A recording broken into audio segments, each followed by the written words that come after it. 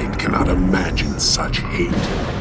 Their battle has raged for an eternity, neither side showing mercy or remorse. Demons and angels, heaven and hell. Painkiller is a great game. It's one of my favorite shooters because it's just so easy to pick up, play, and enjoy. With plenty of enemies to shoot, plenty of metal riffs to headbang to, and plenty of levels to explore, Painkiller is a blast of fast-paced action that can be enjoyed in short bursts or long sessions. But from what I understand, from what the internet tells me, things start to go off the rails in the standalone expansions, the first of which is Painkiller Overdose. Developed by Mindware Studios and published by DreamCatcher Interactive, Painkiller Overdose was released for PC in October 2007. I did install the widescreen HUD fix to fix the incorrectly scaled HUD present when playing the game in a widescreen resolution. From what I understand, Overdose was originally intended to be a fan-made mod, but DreamCatcher Interactive granted the project full support. I think it's interesting that I rarely hear about the expansions, at least not as much as the original game or Hell and Damnation, which is apparently a remake and sequel. I've played through the Black Edition, which contains the original game and Battle Out of Hell expansion numerous times, but I have not played any of the standalone expansions, so I was curious and eager to check them out.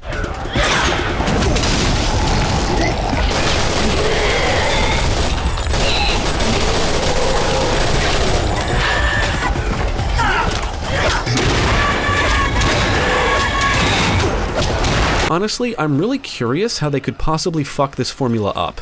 Painkiller is a pretty simple game to jump into. Run, jump, aim, and shoot the hordes of baddies coming your way. That's the gist of it.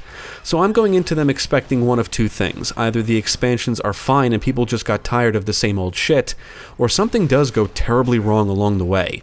If they're not as bad as people say, then at the very least I'm expecting these to be basically level packs with some new skins.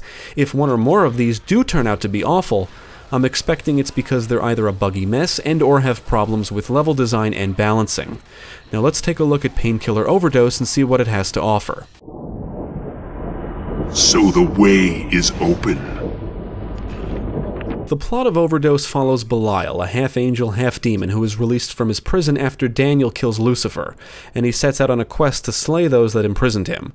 Much like the original game, it's a pretty simple plot that takes a backseat to the gameplay.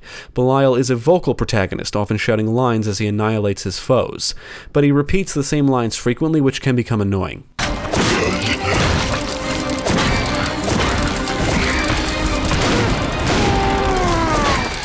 Overdose feels very much like an expansion and doesn't mess with the formula all that much. The gameplay is relatively unchanged, and it retains the same style of campiness and humor. I do think the tonal shifts are much bigger here, and the game often conveys a less gritty style than the original Painkiller. Overdose features new weapons, even though some are clearly reskins, new levels, and a large cast of new foes.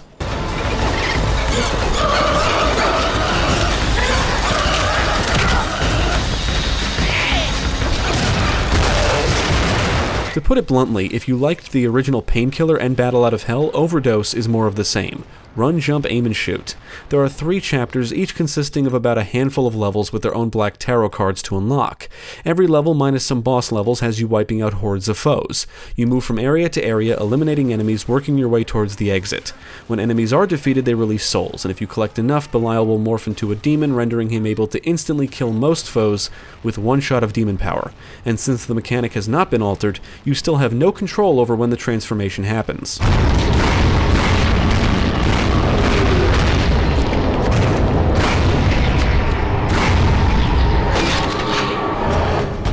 One of the real highlights of Overdose is the weapons. They're all new, but some are obvious reskins of weapons from the original Painkiller, like the bone gun for example. It's basically identical to the shotgun, but instead of firing freezing charges, its alternate fire turns foes into stone. The Razor Cube is similar to the Painkiller, the cannon/machine gun is the rocket launcher chain gun, and the crossbow is similar to the bolt gun.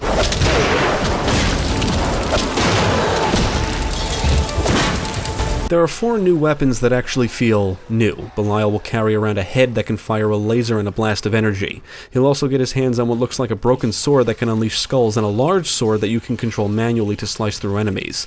There's also the nuclear gun that fires radioactive goo and a gas that can slow enemies down. And finally, my favorite, the eggs, which are like remote explosives. You can throw a bunch and detonate them all at once, resulting in an entire mob exploding, which is always awesome. Johnny Appleseed.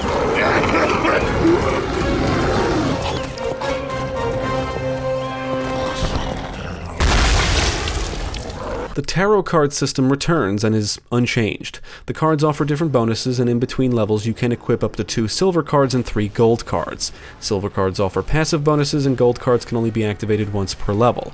There's not as many cards as there was in the original game, and some of the same ones are carried over. It should also be noted that the card screen appears to be ripped from Battle Out of Hell, so you'll see a lot of empty card slots.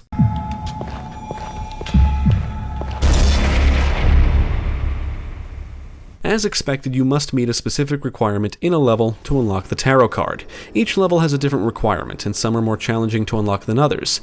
Now, unlocking some of the cards in the original Painkiller was a pain, because you sometimes had to find secret areas, either because the requirement is to find them all, or because you have to find or break items, some of which are housed in secret areas, and some of the secrets felt like they required pure luck to find.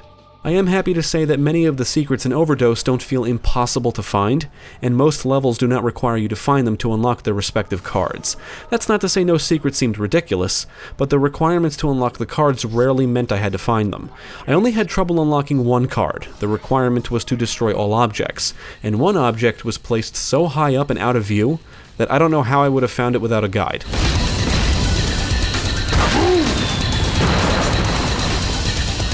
Overdose comes with a lot of new levels and enemies. In typical Painkiller fashion, you progress through the levels in a linear fashion and are free to explore each area at your own pace.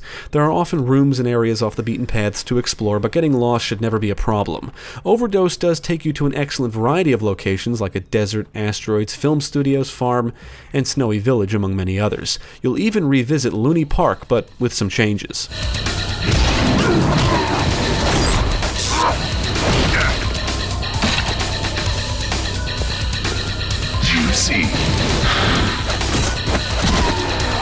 Overdose definitely feels a little more, I'll say, out there than the original game. Painkiller definitely has its supernatural elements, and I think Overdose leans a little more in that direction. And it actually makes for a lot of variety. I mean, one minute you're shooting alien creatures in space, and the next thing you know you're blasting away stage monsters and electricians at film studios, and walking trees in a haunted valley. In general, I enjoyed most of the levels and their designs, but some of the enemies and encounters got on my nerves after a while.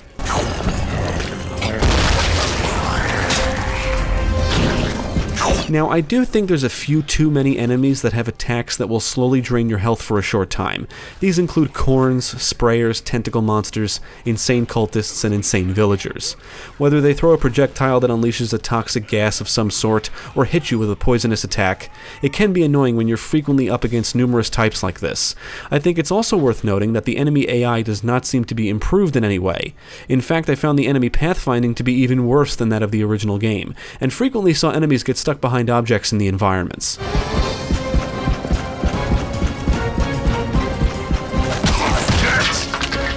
The game does come with online multiplayer, and it is compatible with the original game's maps and modes.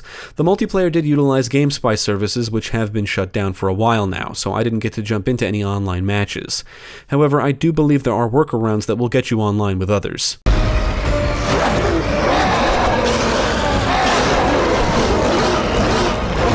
Visually, Overdose is basically on par with the original game and Battle Out of Hell, and I do like the aesthetics of some of the new weapons. The environmental variety is what really stands out to me when it comes to the presentation. Each level looks and feels unique. Most weapons have good audio-visual feedback, and that coupled with the satisfying gore effects make for some satisfying and rewarding gunplay. The soundtrack is a mixed bag. Most of the awesome metal tunes from the original Painkiller are absent in favor of songs that fit each level's theme. Now, I don't hate the soundtrack, I actually enjoy many of the tunes, but I do prefer the metal riffs. One complaint I have with the audio lies with the air combat level. It often sounds like the background noises are too loud and peaking or are not mixed properly, and frequently cut out for a second or two.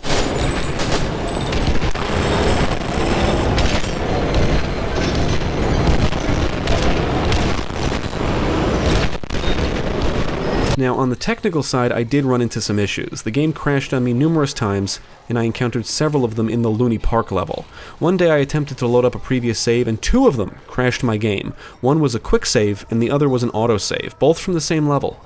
Other than that, I got stuck in the environment a couple of times, forcing me to load a previous save, and the frame rate would stutter here and there. The game's PC Gaming wiki page indicates the load time speed is tied to your frame rate, and enabling VSync will result in long load times. I actually tested this by forcing VSync through the NVIDIA control panel, and this did indeed result in painfully long load times.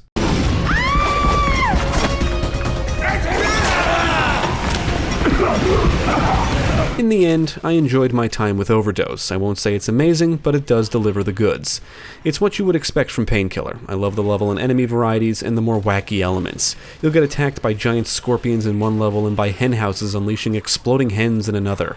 I really like the tonal shifts in this expansion, as if the developers had all these different ideas, and instead of scrapping some to keep a consistent tone or atmosphere, they said, fuck it, let's just throw it all in.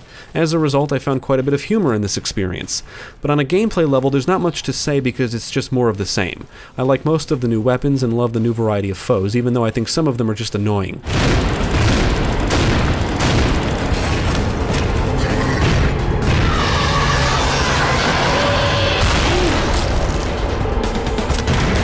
Ultimately, I would recommend Painkiller Overdose to fans of the original game. Now, I think the original game and Black Edition are better, but I would say this expansion is definitely worth a shot. That said, if you don't like this style of shooter or the original, you won't like this. It's that simple. It's a lot of running and gunning. It could use more polish in some areas, but overall, Overdose is a solid experience. Definitely check it out. Can you sense me coming, dog?